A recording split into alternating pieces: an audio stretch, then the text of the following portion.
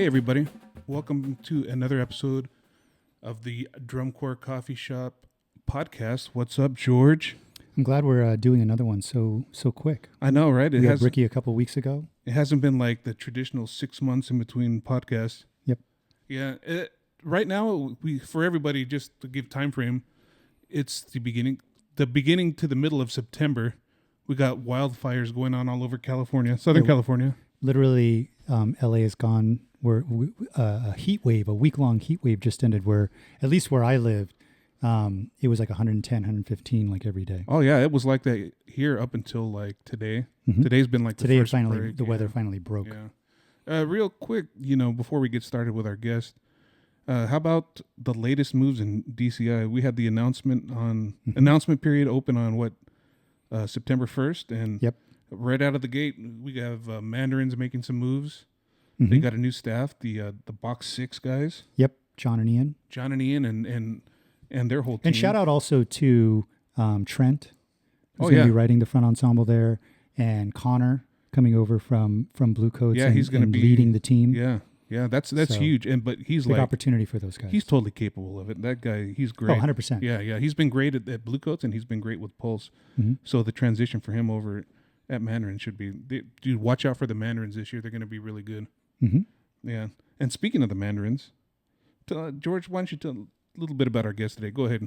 So a lot of people will recognize our guest today as he's been notable in the Houston marching percussion scene for a really long time with groups like Monarch, but also high schools like Cypher, Clearbrook, Bridgeland. He's helped out at.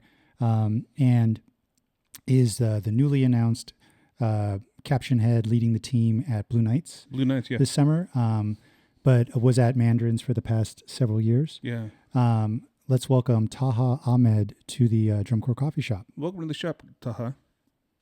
Thank you, guys. Hey, I want to say, congrats on, the Blue Knights. And also, I recently saw that I want to say is it an open class independent line that you're helping out with? Designing with? Yeah. Yeah, Rift Percussion. I've been helping them for a few years, and they're, similarly, like they started a little A-class group, and last year they were actually reclassified. So this will be year, I think, 3 for them in existence. So where are they based out of? They're in Idaho. Oh, wow. Yeah, it's pretty. One of my friends that I march with, Matt Larson, he had been working with a group, out in Idaho for a while, and he would send me videos just for feedback and commentary, and I would give him that. And then I guess they started their own group, and he kind of asked the question of, hey, can you come out and help us out? And it was just the way the cards fell, where I had some time, and they flew me out, and I staged their show the first year, and then we've just been doing that ever since. Yeah. Hey, how's the weather there? I think you're in the Houston area. Here, we got a fire. We're surrounded by fires right now, so it's been pretty crazy. Pretty classic Houston. It was like 100-degree weather last week, and this week there's a tropical storm coming through, so it's been raining nonstop. Well, hopefully that tropical storm misses you guys, and because I know you guys got hit pretty hard this last year, so. Yeah, it's been a lot of rain, a lot of hurricanes. So Taha, something that is no secret to anybody, something that I've talked to you guys about, is that no matter where you go, I love what you guys do, but more importantly than that, I love how you guys do it. You had a great run that recently ended with Mandarins.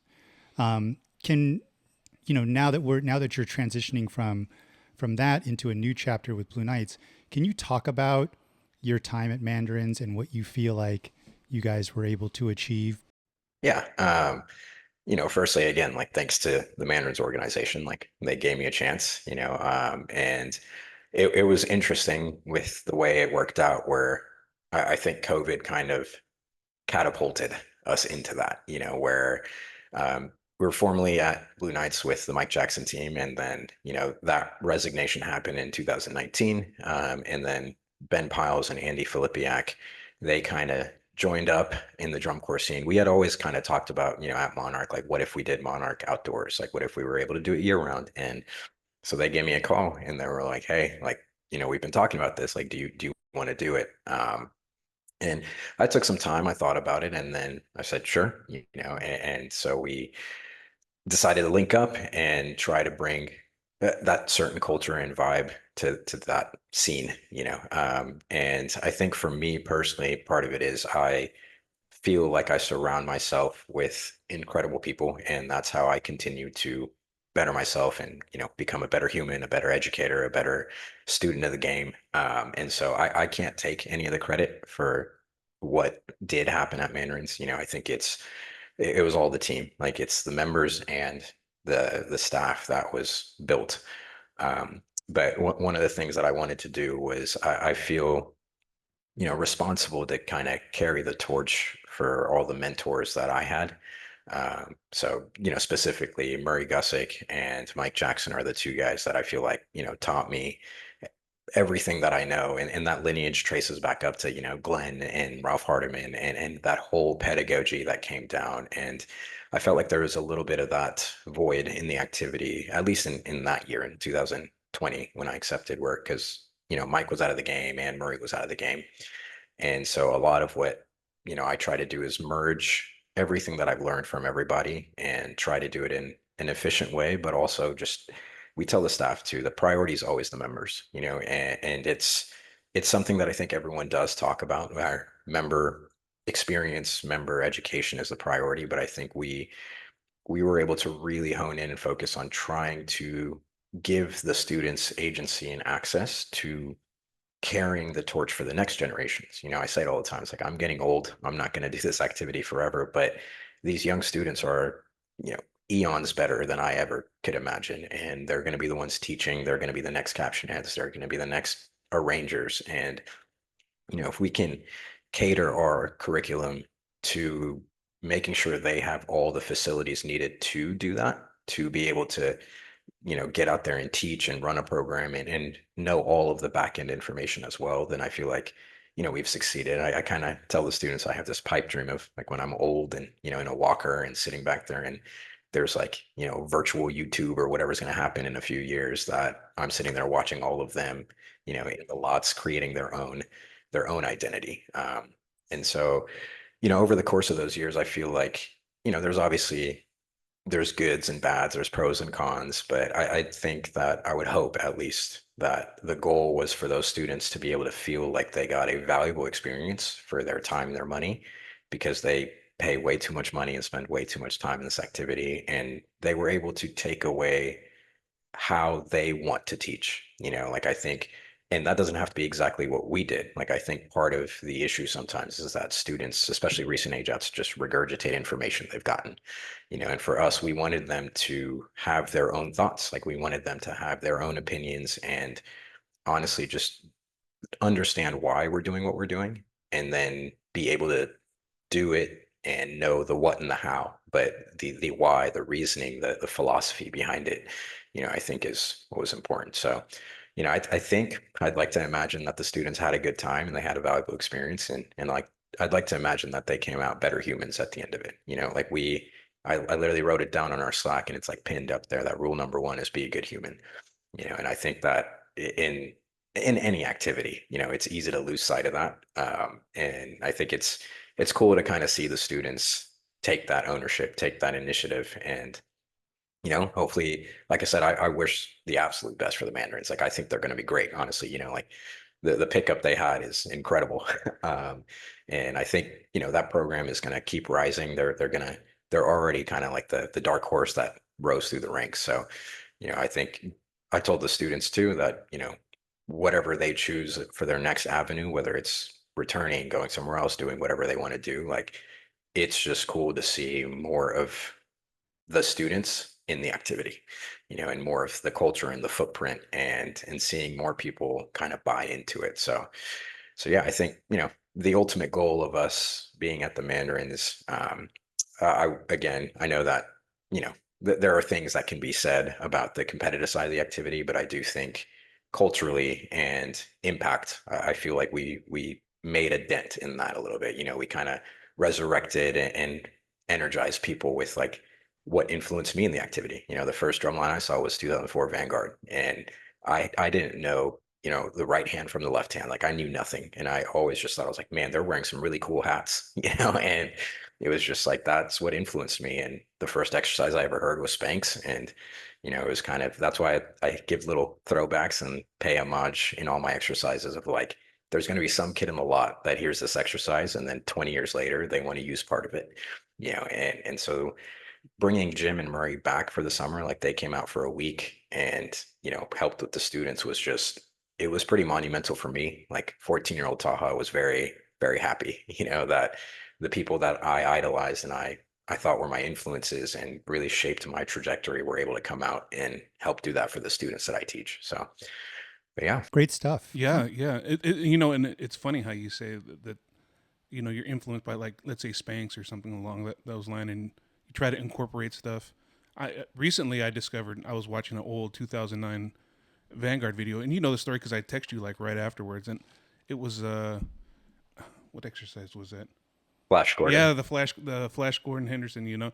So I'm watching it, and then I see a part, and I'm like, wait a minute, that's DBL from Monarch. And then I text you, I'm like, hey, hi, I discovered the little Easter egg you threw in there, and I thought that was like the coolest thing. And I think I made a video of it and everything, but I just thought that was the coolest thing that you threw a little tribute in there, back to Murray and in DBL. Yeah.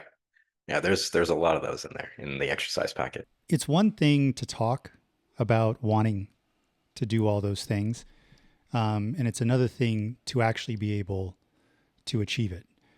I will say from observing you guys and from seeing people come through your program and knowing them, that you guys really have been successful in achieving a lot of what you set out to do.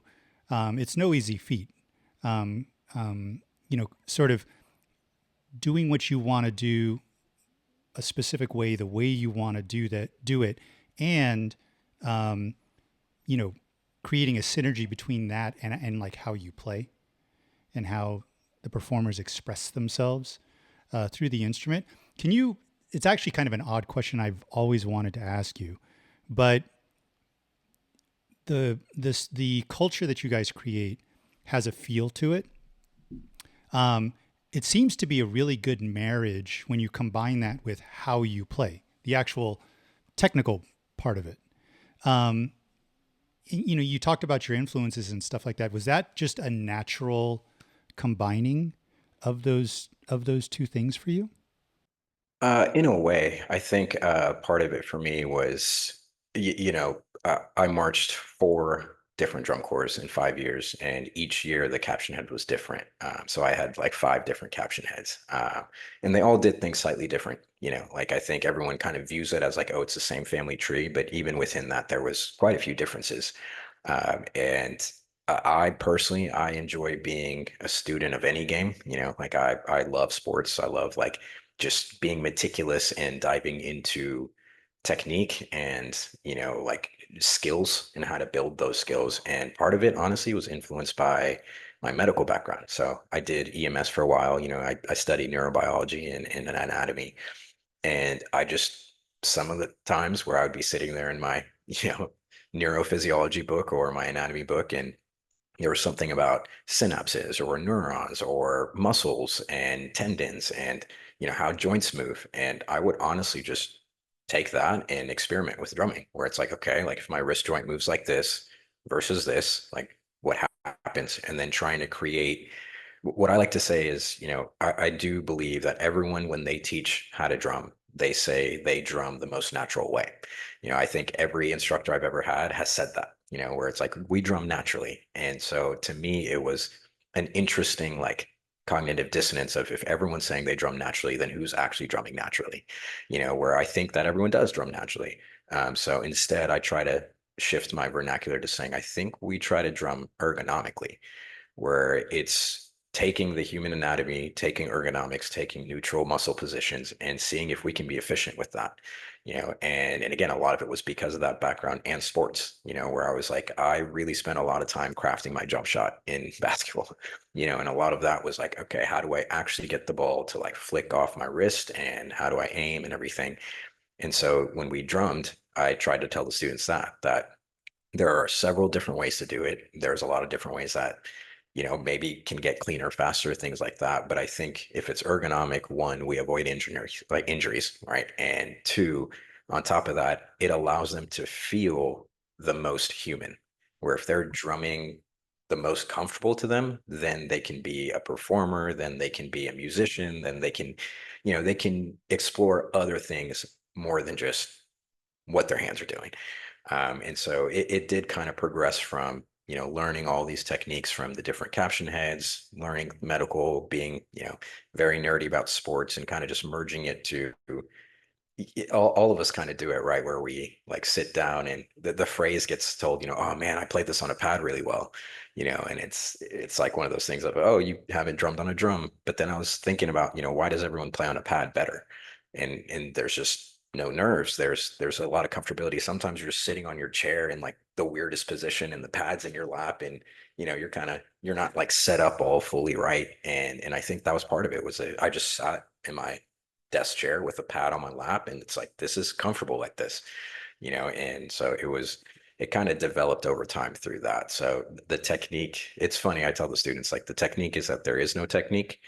It's just more that whatever we need at that time, like, I just say techniques are tools, not rules, where it's like we have a giant toolbox, and sometimes, I find a new tool. Like even recently, I talked to an instructor at a different group and they do things a certain way. I'm like, man, that's actually really smart. I'm going to take that tool and put it in my toolbox, because when we need it, we're going to use it. And so I feel like there's too much restriction in the activity sometimes. And again, that just makes the activity, in my opinion, can head towards being stale, and I think instead of that, if we just take everything from everybody and try and make this awesome, like 18 layer cake, it's just going to taste good, where it's like, if you're a fan of strawberry, you can go to the strawberry side. If you're a fan of like, cheesecake, you go to that side, and like whatever the case may be. But yeah, the technique was kind of developed and the approach was developed over time to that. And then the performance side was just, again, it was interesting. Like I sound like an old boomer, but like back in my day, we were actively told not to perform. We were told to be stoic, to be rigid, to restrict pretty much everything. And honestly, and it sounds strange to say now, but when I was a child, I actually didn't. I was very introverted. I was very shy. I didn't talk a lot. To a point where, sometimes my teachers thought like I couldn't talk, because I would just say yes, sir, and yes, ma'am, and that was it. Um, and I think when I got behind a drum in drum corps, and it was one of those things of like, there's, this field and this task at hand, but everyone's watching. It was cool. It was like, wait, like, this is a cool opportunity that you honestly won't get anywhere else in your life, especially studying biology, and so I felt like making sure the students know that from the ages to 16 to 21 or 22, that what they're about to do is really unique and special, and not taking that for granted and allowing themselves to put their heart and soul into it and perform, so that when they are 30, 40, 50, they can be like, that was some of the most fun times of my life, and I got to perform in front of 20,000 people, which you never get to do again. And so that was something that, again, just naturally progressed over doing the activity a certain way. So I feel like a lot of what I've done has been based on the things that I maybe didn't like at the places I was at. And not that it was wrong. It was just like, I remember being in that position of being a student, being told to like, because the first thing I saw again was Vanguard 04, and they were playing and, they were all grooving. And I was like, man, like the fact that those Aussie hats are just like vibing is really cool to see. And when I tried to implement that in my high school, it was like, no, no, no, stop. Like, Shakos don't move. And I was like, okay, like, but the kids they're feeling the group, and so it was just a lot of like, wait, why are we doing it this way? Why are we doing it this way? And I don't think that should be taken too far. Like, I think there is a certain line that you shouldn't cross about questioning, but I do think questioning things and having an opinion allows there to be growth, and so that's kind of where everything stemmed from, was just kind of thinking and analyzing why we did certain things certain ways, and if there was logic and reasoning behind it, taking it, and if there felt like it was just like a standard or a status quo that we did, then maybe finding a new way to do it, so. I'm a big fan of basically, a form of what you talked about, which is finding corroboration in the greater world. instead of just in our activity. Because if we stay too focused to the quote unquote rules and parameters of our activity, it can end up being a closed loop that just ends up developing sort of inward on itself.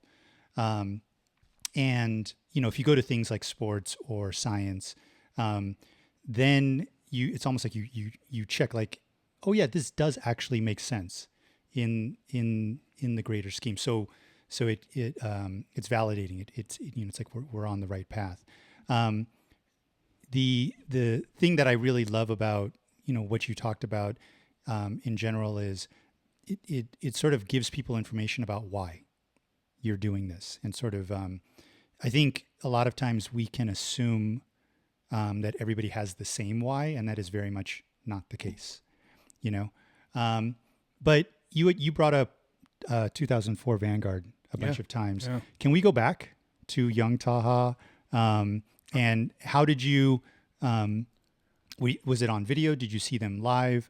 Talk about the early days of being exposed to this activity. Yeah, your introduction to the activity. We also got to spend some time and talk some sports here in a little while, though, too, because I'm kind of interested in that.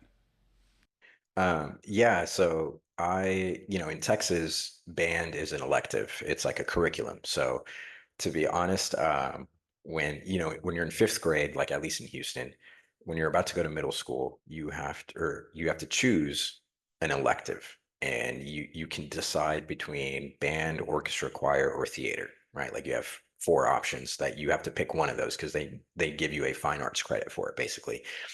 And again, being someone who was pretty introverted, shy, and all I did growing up was play sports, I didn't know what to do out of those. I was like, well, I'm not going to do choir because I don't really talk loud. I'm not going to do theater because I don't act, and so it was like band or orchestra. I actually really like orchestra. I think that is a very pleasing sound to me, like hearing strings. But honestly, it kind of came down to we couldn't afford it. Like we couldn't afford the instrument. And so with band, you know, I always did the whole like you tap on a desk with a pen. And so my mom's just like, why don't you go play drums or something? I was like, okay, sure. I don't know what that is, but let's do it. And so I signed up for it, and they actually do like a little bit of a vetting process, like an audition process when you go into middle school. And so I went to the middle school, and the director, had me do something. And honestly, like I guess I can say this on public record now, I was terrible at it. Like what they had me do was like they had me tap my right foot in quarter notes and then tap my left foot as like half notes and then play a whole note with my right hand, and like I had no musical training. And so it was like trying to do the, rub your belly, tap your head thing. And I was just very confused by it. And the director told my dad, he was like, hey, honestly, man, like your son might struggle in percussion. We should take a look at putting him at clarinet because his embouchure, I was a really tiny little kid. And they're like, his embouchure would be great. And, he can have the lung capacity, whatever.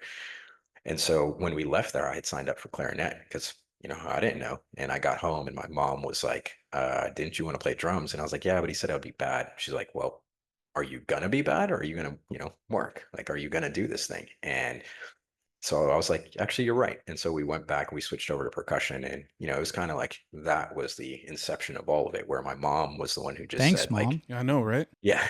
Um, which is why, again, the show from Honor Class here is dedicated to her. But yeah, it was kind of like this whole thing of, no, if they say you're bad at it, like, go prove them wrong, like, go do the thing. And so, I did band. And again, I'm a pretty overtly competitive person where I like anything I do, I try and like do it really, really, really well to the extreme. So I went all out, I would practice, do the thing. There would be those little bell kits and practice pads and stuff like that. And in eighth grade, one of my friends in band, she was like, hey, I'm going to this drum corps show over the summer. Like, you should come.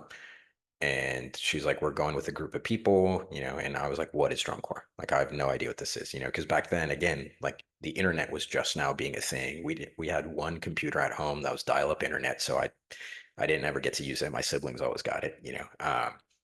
And so I talked to my parents, and they were like, not that they're not supportive. They just were naive to it all. Like, they don't know what they don't know. Right. So my dad was like, no, like, why would we take you somewhere to go watch band or something like that?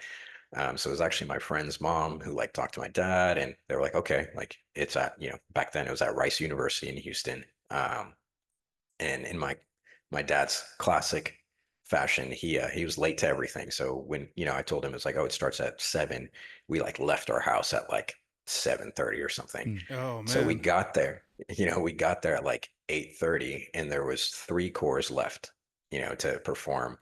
And again, I remember like when we were walking into the state, I didn't know the lot was a thing. Like I didn't know there's a thing where you get to go watch drumlines in the lot.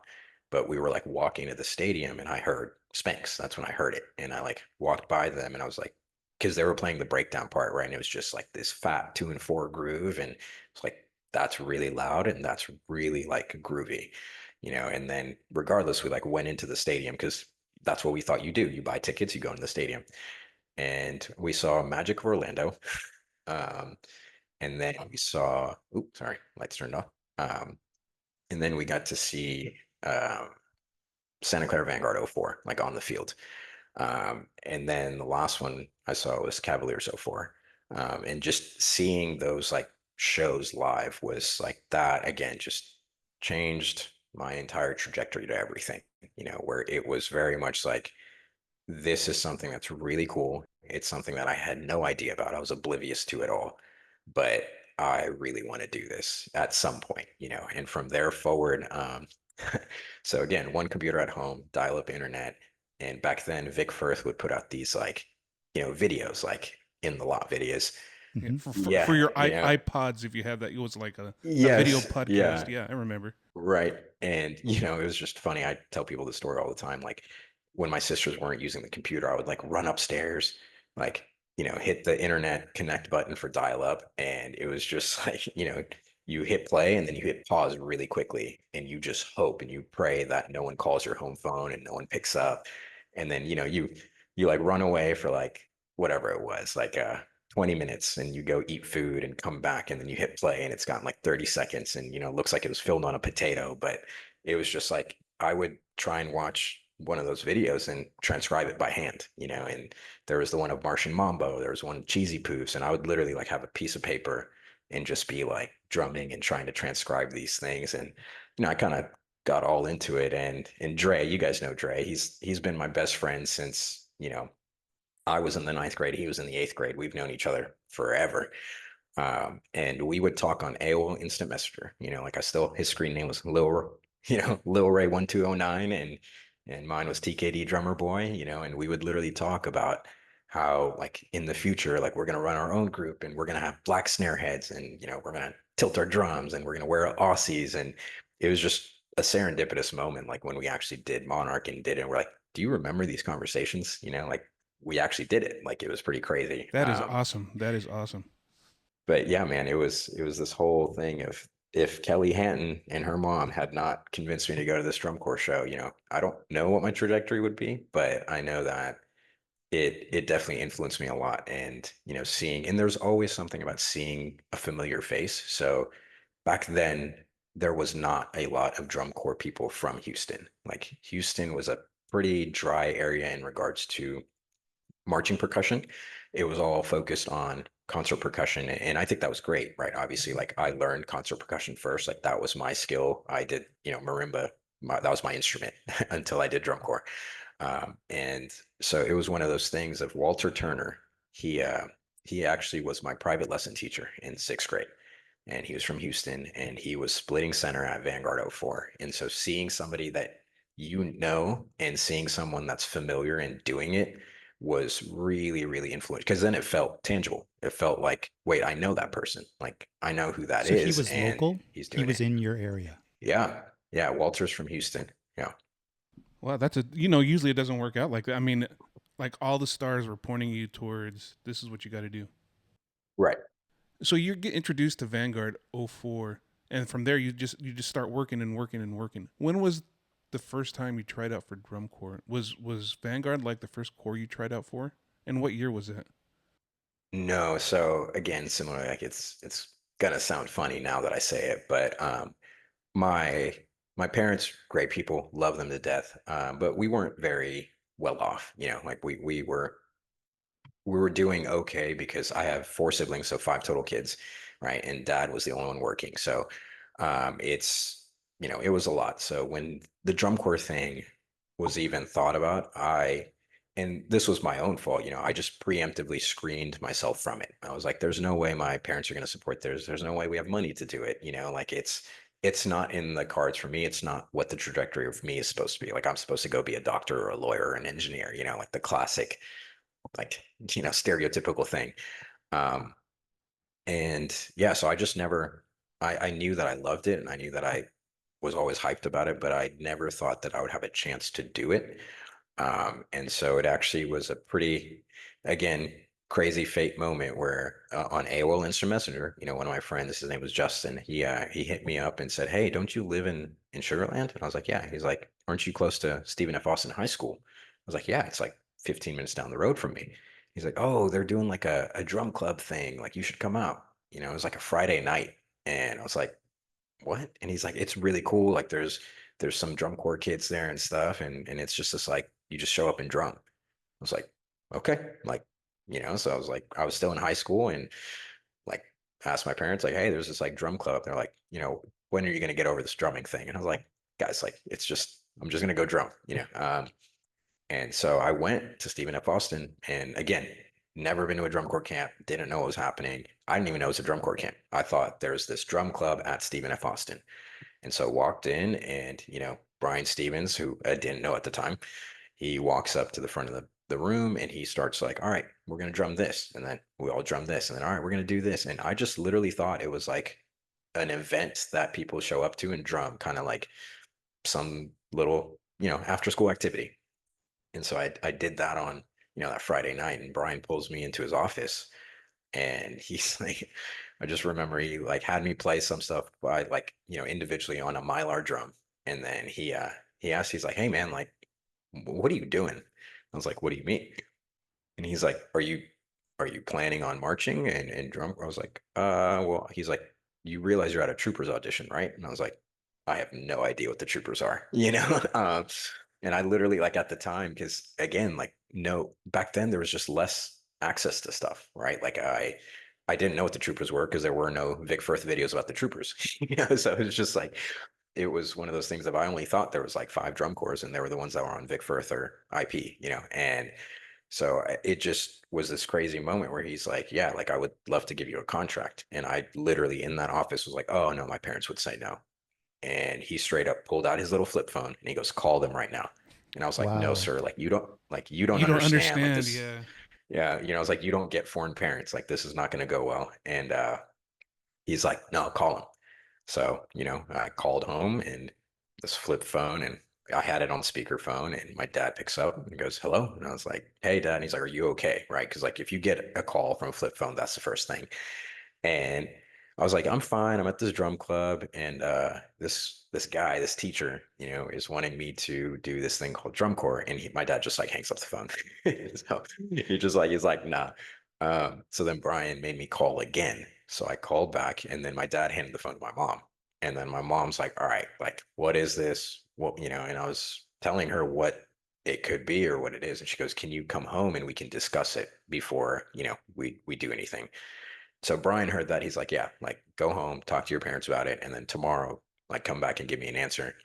And so I went home and talked to my parents, and again, classically, my dad was like, "Nope, absolutely not." And he's like, I will not pay for it. Like you need to. I was about to go to college. He's like, "You need to focus on college. You need to like get your life on track." And my mom's like, "Well, hold on, like what if he could do both? Like he's already, applied for college. He's already gotten in. Like all of these things have already been put in motion." And she's like, "It could be kind of cool to like go tour the US and just kind of like, you know, do something that allows you to see the world a little bit." And so again, my mom kind of like convinced my dad, but he had one stipulation that was my academics can't suffer and he can't pay for it. Like he would need me to find financial assistance. And he said, "If you can at least, bring in some of the money and like you're taking this on your own, like this is your responsibility." And so, yeah, I ended up doing it. Again, it was like very much something that I wasn't planning on doing. I had no idea it was an audition. I didn't even know what the troopers were, and did it. And, again, I was so naive that like I told Brian, Stevens at the time, like you're telling a caption, I'd like, "Yeah, well, okay, I have high school finals till like May 15th, and then I graduate. And, like I didn't know. It's like, no, when you're moved in, you're moved in. And so I literally moved in like a week later than everyone because I had to graduate high school, and, just like things that you learn along the way. But that's again in a weird kind of circling back in a way why I understand and give a lot of students the grace and the leeway of like, when a kid's auditioning, they're like, hey, Taha, like, I really want to do drum corps, but I'm on the quarter system and I graduate. Can I? It's like, yeah, like we had several kids who've left move-ins and went to graduate, or left move-ins and went to their sibling's wedding, or, something like that, where I just think back to, again, 14, 15-year-old Taha, and it's like, yeah, like if someone told me I need to commit 80 days and I can't do anything else, like I would say no. Yeah. So the troopers thing happened, and from there, again, I always wanted to do Vanguard, but they never did satellite camps. You had to fly to California to do it. And so I just could never do it. And then 2010, I was able to get enough money and work it out with my school schedule and everything, and flew up to California and did that camp, which was just, again, a crazy experience in itself, and was fortunate enough to get a call back, and then make it that year in 2010. So, number one, thanks again, Mom, Yeah. for that. Number two, because Josh had told us a similar story about like, effectively going to his first audition and not really even knowing that it was an audition. Do you think that it would have changed things if you would have like thought, oh, this is a drum corps audition, I need to prepare for it? Or would you have just self-cut yourself like, oh, I'm not ready for that? Right, right. Like in this case, did ignorance and walking to it a little bit more innocent really help you? Yeah, absolutely. Like I believe truly that the second one, like I would have self-cut myself. I, even to this day, there's like imposter syndrome on things, right? But I think if I knew it was an audition, like again, I get very competitive. So like when I go into something, I'm like, I want to make sure that I'm better than everyone at it, and so that side of it, I don't think was as like prevalent in my thought process. It was more kind of thinking through all the that's what everyone does, right? You think through all the factors that could be wrong. Like, I don't have the money, I don't have the time, I have to do school, I have to go to college. Like, you kind of just talk yourself out of realizing that you can just make it work, because the drumming side is kind of the easier part, right? It's talking yourself out of the ledge of, how am I going to make this all happen? And what are my parents going to say? And how am I going to get to Wyoming? And I think, again, part of that difference, honestly, like Brian Stevens, he was just like, he's just, I love that guy, but he was like, nah, like call him right now, Mm-hmm. or like, no, you can do this right now. And every time I had some reasoning or an excuse, like, well, hey, Brian, I don't have money. He's like, so, I was like, okay, like he just has this like vibe about him where it's like, so what, and I'm like, well, I have to graduate school. And he's like, okay. And I was like, okay, you're right. Like, yeah. So yeah, I do think the ignorance was definitely, it was helpful. And because then once I did it once, I realized like, oh, I can do this. And then that set off the next 5 years to be able to do it. Troopers played on a tilt that year. Did they play on like, I watched some videos. Did they play on like a forward tilt also? Like the drums tilt forward? Yeah. Was there like a philosophy behind that? Yeah. Brian was like I said, he's just an interesting person. And he was like very super old school molar, like real molar, like, wrist breaks first and then whip the drum. And so I think his thought process with that, with the tilt, was the same that, Murray or everyone else had with like the left hand and the ergonomics of it. And then the forward thing was the old like Scottish bagpipe drumming things. Like he was very influenced by that, and they all kind of wear it on a sling, and it goes forward a little because your hands kind of dip down. Mm-hmm. Like when you're set up in that molar position, they're actually dipped down a little bit, so it just kept the angle of the stick down, so that when you whip the stick, it had this full like contact of the bead, when it came down. So yeah, it was really interesting to march that way. Not very comfortable, but it was like, I understood why he did it, with like that influence of the Scottish drumming and the technique he was trying to use. At that point, all you really needed to do was like kind of like move it over to your left leg, and then like it would just be, and just put it on a sling. Put it on a sling, yeah. And that whole thing would Right. would be complete.